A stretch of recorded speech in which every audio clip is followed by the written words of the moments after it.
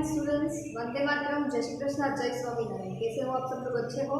Very good student. हम लोगों ने लास्ट लेक्चर के अंदर चैप्टर नंबर 14 कंप्लीट किया। आज चैप्टर नंबर 15 से स्टार्ट करेंगे workbook from your workbook. Okay, देखेंगे क्वेश्चन नंबर 1 क्या है, फिलिंग द ब्लैंक्स। ओके, ये फिलिंग द ब्लैंक्स पूरा चैप्टर है वो ग्राफ का ही है। आपको ग्राफ है वो सारा ड्रॉ करना है। ओके, तो ग्राफ आप 6th में 7th में पढ़ चुके हो, तो ये बेसिक इंफॉर्मेशन ही है कि एक्स एक्सिस किसे कहेंगे, वाई एक्सिस किसे, वो अब आप लोगों को पता है, सो थ्योरी में नहीं है।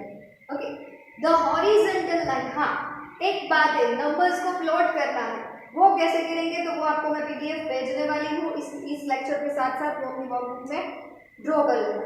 ओके, अब यहाँ से समझते जाएंगे ताकि सारी थ्योरी भी इसके साथ ही कंप्लीट हो जाए, पूरी थ्योरी है इसमें।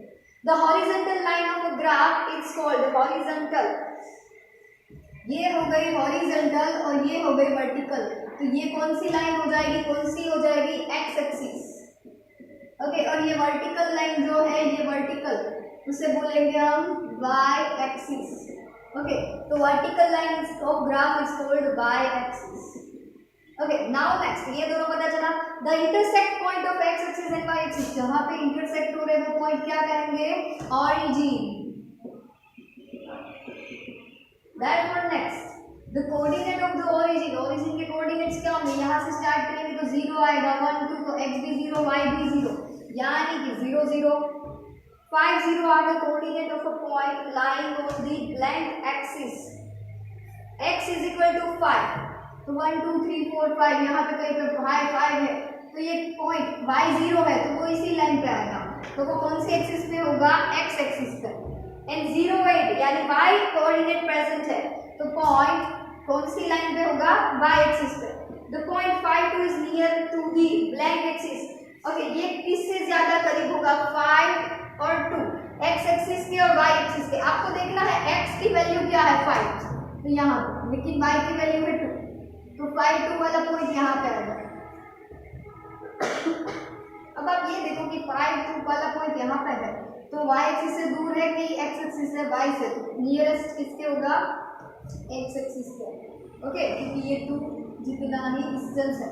The point 1 7 is nearest to the blank axis. जैसे ये देखना है, y तो 7 है लेकिन x है वो 1 है, तो y एक्सिस के करीब होगा। नाउ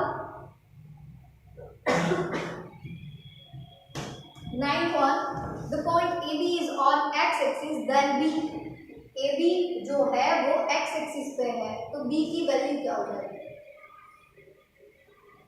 तो x axis पे जो भी पॉइंट मिलेंगे उनका y कोऑर्डिनेट है वो 0 होगा, तो B जो है वो y कोऑर्डिनेट है। the point MN is on y axis, then उनका x कोऑर्डिनेट 0 होगा, तो कौन 0 होगा, M। blank is the point whose y coordinate is 6 and x coordinate is 4, the first one is 4, x है वो पहले आएगा, y है वो बाद में आएगा, तो 4 6। blank is the point which lies on the both axis, x and y, ऐसा कौन सा पॉइंट है जो दोनों एक्सिस पे लाई कर रहा है, वो 0 0। 13, a blank graph is used to compare parts of a whole, तो पाई चार्ट आएगा, वो whole के पार्ट्स को बदलना। a blank graph display data that changes continuously over periods of time, यहाँ पे आएगा line graph continuously periods of time के साथ वो चलता जा रहा है। अब blank graph is used to show comparison, then आएगा बार ग्राफ। तो ये हो गया हमारा क्वेश्चन नंबर 1, ये आप लोगों ने नोट में लिख लो, फिर हम देखेंगे नेक्स्ट क्वेश्चन। अब देखेंगे question number 2।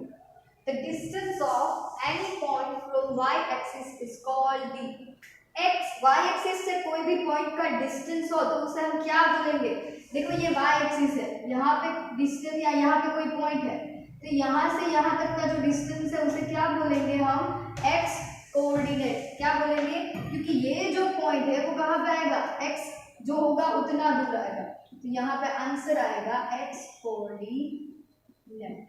Same x axis के जो x एक्सिस से अगर हम डिस्टेंस मेजर करें तो वो हो जाएगा y कोऑर्डिनेट। Therefore देखेंगे next,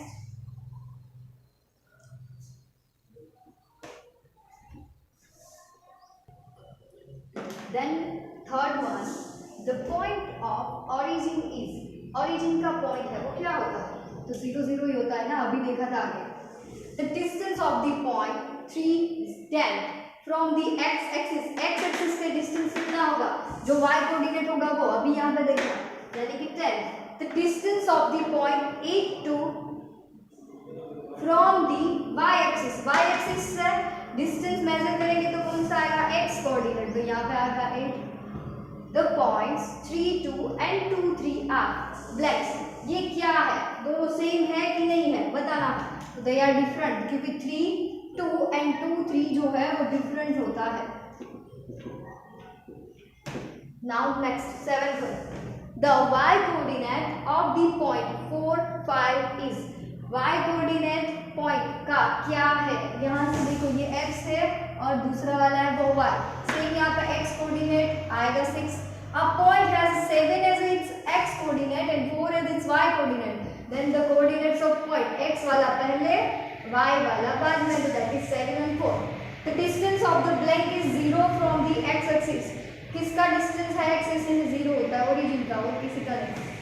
therefore 11th, the point blank is nearest to the x axis, ऐसा कौन सा पॉइंट है जो एक्स एक्सिस से नियर आएगा। 1 सेकेंड, शायद मैंने गलत लिखा कुछ।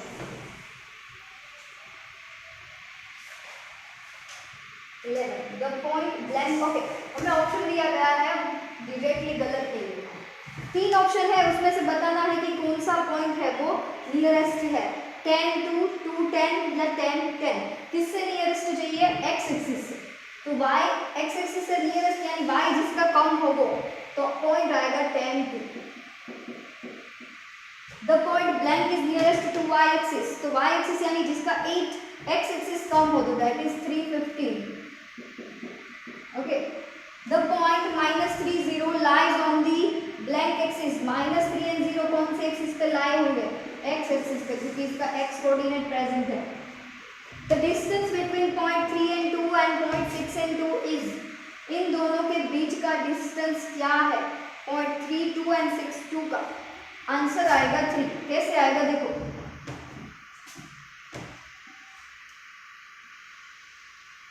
ये 0, यहाँ पे 1 2 3 4 5 एंड यहाँ पे कुछ 6, थोड़ा सा इधर से कर देंगे, चलो 1 2 3 4 5 and 6।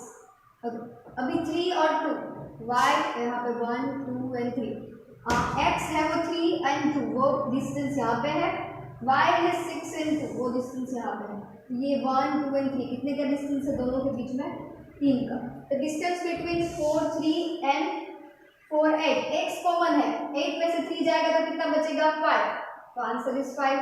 इन दोनों का सब्सट्रैक्शन जो सेम हो वो तो रहेगा, यहाँ पे इन दोनों का होगा। ओके, तो ये था हमारा क्वेश्चन नंबर 2। अभी देखो आपकी वर्कबुक के अंदर पीछे क्वेश्चन नंबर 3 में ग्राफ प्लॉट करना है, क्वेश्चन नंबर 4 में भी ग्राफ प्लॉट करना है, 6 में भी कैसे करना है वो आपको आता है, लेकिन मैं आपको PDF भेज दूंगी करेक्शन के लिए, अच्छे से करना, ओके, क्योंकि ग्राफ प्लॉट करना भी आप लोगों को 6 में 7 में सब में आ गया है, तो 6 AM यानी कि एवरी आवर आप लोगों को टाइम दिया गया है। बाकी यहाँ पे एक्स एक्सिस पे भी स्केल दी गई है, वाई पे भी, इसलिए आपको सिर्फ प्लॉट करना है। ओके, तो यहाँ पे ये चैप्टर के सारे जो ग्राफ्स है वो मैं आपको PDF में भेजूंगी, और ये जो क्वेश्चन है वो सारे आपको अपनी वर्कबुक में लिखने होंगे। तो ग्राफ होने के बाद हमारा चैप्टर है वो कंप्लीट हो जाएगा, है ना। तो ग्राफ है वो मैं आपको अच्छे से भेज दूंगी, वही उसी तरह से आप लोगों को प्लॉट करने होंगे अपनी वर्कबुक के अंदर। और अभी इसके बाद लास्ट चैप्टर हमारा एक ही बाकी है, वो है प्लेइंग विद नंबर्स, वो हम नेक्स्ट लेक्चर से आगे देखेंगे। तो ये आप अच्छे से अपनी वर्कबुक में लिख लें।